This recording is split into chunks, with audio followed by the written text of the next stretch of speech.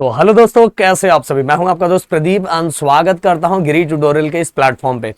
So guys, बहुत सारे बच्चों का कमेंट मैंने ये देखा कि साइंस सर मतलब मैंने बहुत सारे बच्चे ऐसे भी कमेंट कर रहे हैं कि सर साइंस मैंने कर तो लिया है बट ऐसा फील हो रहा है कि मेरा कुछ भी नहीं हुआ है और एग्जाम में मैं लिख नहीं पाता। दूसरे कुछ स्टूडेंट ऐसे भी है कि जिनका कहना यह है कि सर मेरा कुछ भी पढ़ के नहीं हुआ है और मुझे ऐसा लग रहा है कि मैं स्टार्ट कैसे करूं, क्या करूं। तो गाइस, बहुत सारी चीज़ों का डिस्कशन हम इसके अंदर करने वाले हैं, क्योंकि दोस्तों अगर अभी भी आप स्टार्ट कर लोगे, अपने आप को रीस्टार्ट कर लोगे, तो गाइस बहुत सही मौका है और बहुत कम टाइम में ना अपने स्कोर को चेंज कर चुके रहोगे। मैं एक और कॉन्फिडेंट आप सभी को देना चाहता हूँ गाइस कि अगर आप चाहोगे, भले आपका 9th में बहुत स्कोर कम था, 8 में बहुत स्कोर 7, 6 मतलब इसके पहले, बट अगर गाइस अभी एक प्रॉपर वे और सही तरीके से अगर आप आगे बढ़ोगे तो कम टाइम के अंदर पूरे सिलेबस को कंप्लीट भी कर लोगे। इवन गाइस इस बार परसेंटेज इतना अच्छा स्कोर आपका आएगा कि आप सोचोगे, मतलब आप नहीं सोचोगे तो आपको तो पता है कि आप लाने वाले हो, आपके आजू बाजू वाले जरूर सोचेंगे कि भाई इस बंदे ने ऐसा कर कैसे लिया।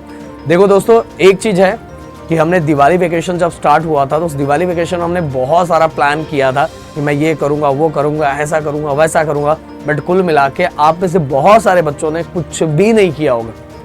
बट गाइस, बड़े भाई और एक दोस्त के नाते जरूर रिक्वेस्ट करना चाहूंगा कि अब जो टाइम चल रहा है प्लीज उसको प्रॉपर तरीके से यूज करो, एक प्रॉपर तरीके से। हाँ, कैसे भी नहीं, कुछ भी कर रहे हो ऐसा बिल्कुल करना नहीं है। एक चीज कमेंट बॉक्स में मुझे लिख के जरूर बताओ कि जितने भी बच्चे सुन रहे हैं, जिससे मुझे पता चलेगा कि हमारे स्टूडेंट्स का कितना हुआ है, और जो सच है वो लिखना।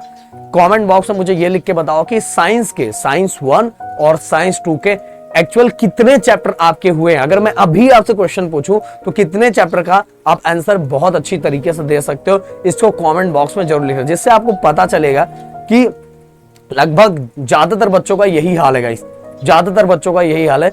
इसीलिए गाइस कमेंट बॉक्स में लिखना, मैं एक एनालाइज कर पाऊंगा कि सच में बच्चे अभी कहां हैं, तो उससे रिलेटेड कुछ ला पाऊंगा जिससे आपको बहुत ज्यादा हेल्प होगा। इस वीडियो का टारगेट लाइक मैं 1000 रखता हूं एंड नए हो तो गाइस प्लीज चैनल को सब्सक्राइब करके जरूर रखना, क्योंकि गाइस हर साल बोर्ड एग्जाम में सबसे ज्यादा सपोर्ट और हेल्प करने वाला प्लेटफॉर्म आपका गिरी ट्यूटोरियल है, जो बच्चों को यहां से यहां तक पहुंचाता है। अपने सीनियर से जाके बात करो कि सबसे ज्यादा पसंद किए जाने वाले बोर्ड एग्जाम के टाइम गाइस यही चैनल है। ओके, तो गाइस अब देखो साइंस, अब अगर आप साइंस डायरेक्ट आप चैप्टर नंबर 1 उठा के पढ़ना स्टार्ट कर दिए, चैप्टर नंबर 2 करना स्टार्ट कर दिए, तो गाइस इस तरह से अगर जाओगे, जैसे आपने ग्रेविटेशन स्टार्ट किया, आपको कुछ नहीं पता है क्या करना है क्या नहीं करना है, हमारा पैटर्न कैसा है, हमारा सिलेबस कैसा, हमें कितने मार्क्स के क्वेश्चन आते हैं, हमें किस तरह की तैयारी करनी है।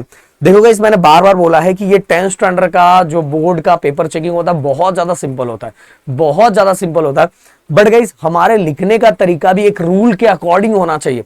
जिस रूल के अकॉर्डिंग पेपर चेकिंग होती है उसी रूल के अकॉर्डिंग हमारा पेपर होना चाहिए।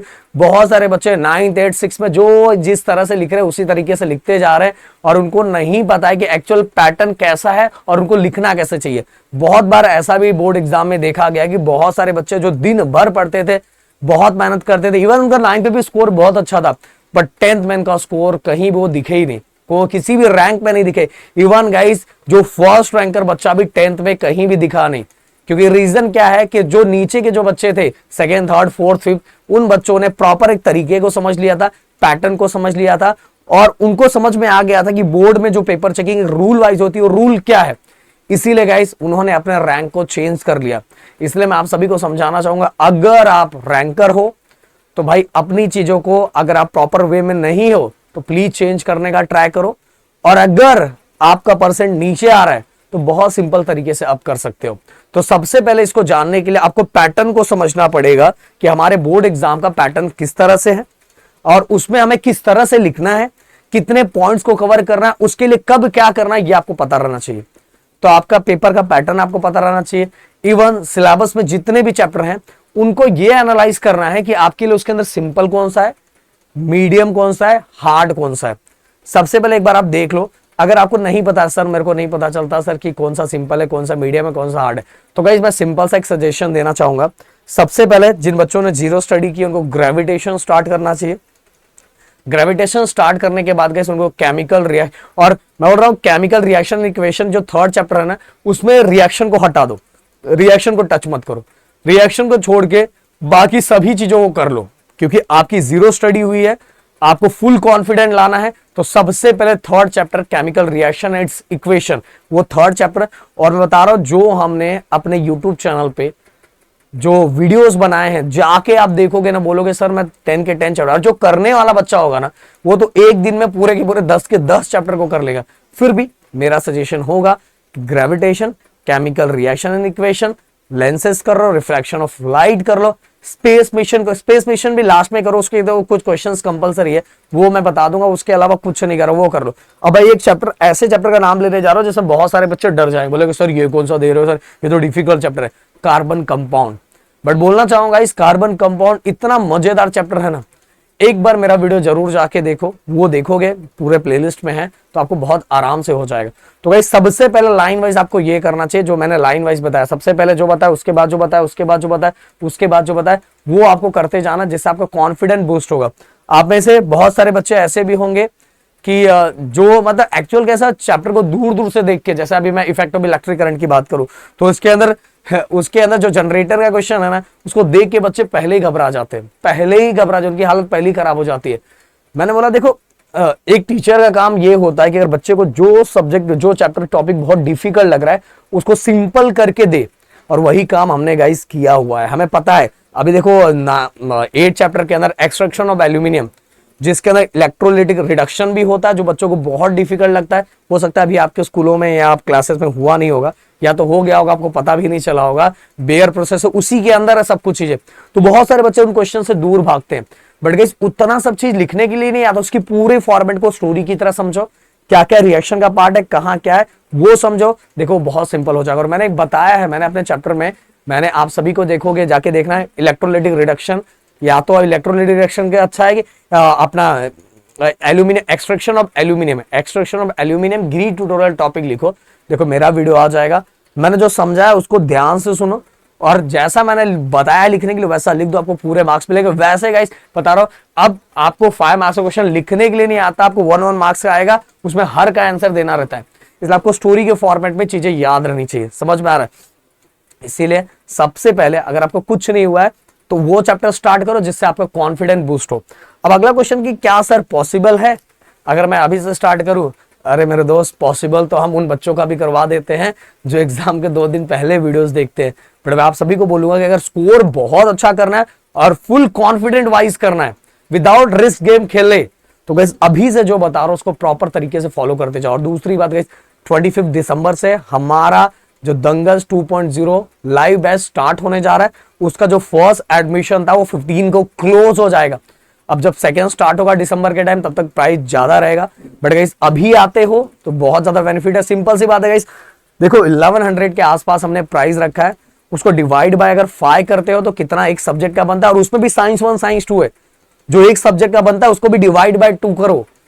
बट इस बार कैसा है कि हमें हर बच्चे के कोने कोने तक पहुंचो। उतने में तो जो हम पीडीएफ दे रहे हैं ना, कलरफुल पीडीएफ जाके देखो, साइंस का पीडीएफ तो एक बार देखो, फिर इसका लैंग्वेज का पीडीएफ जाके देखो, तो उसके अंदर आप जो देखोगे तो आपको समझ में आएगा उतने में तो पीडीएफ भी नहीं बनता। बट हमारा सिंपल सा है कि हमें हर बच्चे तक पहुंचना है। आप डिवाइड करो ना, 5 सब्जेक्ट को उससे डिवाइड करो, डिवाइड करने का जितना एक का फिर से 2 से डिवाइड करो, क्योंकि साइंस 1 साइंस 2 भी है, अलजेब्रा है, ज्योमेट्री भी है, लैंग्वेजेस 3, और लैंग्वेजेस के अंदर राइटिंग स्किल एंड ग्रामर पूरा पार्ट आपको रिकॉर्डेड फॉर्म में मिल जाएगा, आप उसको आराम से कर सकते हो। और साइंस और मैथ का लाइव सेशन स्टार्ट होगा, जो आपके Pradeep sir and Rahul sir ही लेने वाले हैं, तो बिल्कुल टेंशन लेने वाली बात, एकदम कॉन्फिडेंट नेक्स्ट लेवल का हो जाएगा। सो अब रिजल्ट देखो गाइस, मैं बोल रहा हूं पॉसिबल तो सब कुछ है, बस आप करना स्टार्ट करो। मतलब चाहोगे, अगर हमारे यूट्यूब के वीडियोस को भी देख के करना चाहोगे ना गाइस, 2 दिन के अंदर पूरी चीजें कर लोगे, रिजल्ट बिल्कुल चेंज कर दोगे। और मैं बार बार बोल रहा हूं कि हार्ड वर्क नहीं, स्मार्ट वर्क करो। हार्ड वर्क एक करने का तरीका होता है, मैंने बार बार समझा। बहुत सारे बच्चे दिन भर बैठ, इतना 10th स्टैंडर्ड में इतना बड़ा सिलेबस नहीं है, इतना पढ़ने की चीजें नहीं है, और इस तरह से तरीके से लिखने की चीजें नहीं है। प्लीज रिक्वेस्ट है, मैं आप सभी को बार बार समझा रहा हूं। पिछले साल भी एक बच्चा मुझे लास्ट में मिला था, उसने बोला कि सर मैंने पेपर बहुत अच्छा लिखा था, बहुत पूरा भर भर के लिखा था, बट सर मार्क्स नहीं आए।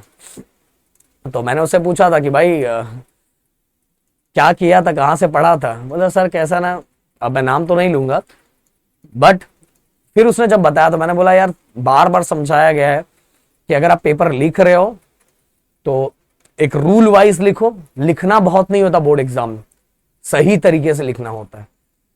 इसीलिए आप अगर पता लगाओगे आपके स्कूलों एंड कॉलेजेस के अंदर 10th और 12th का रिजल्ट हर साल, रिजल्ट का जो रैंकर होता है वो हर साल चेंज होता है।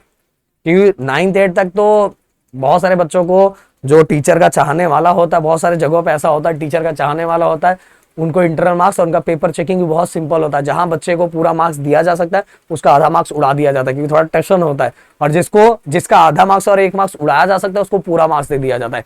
इसलिए 9th तक एक्चुअल रिजल्ट पता ही नहीं चलता।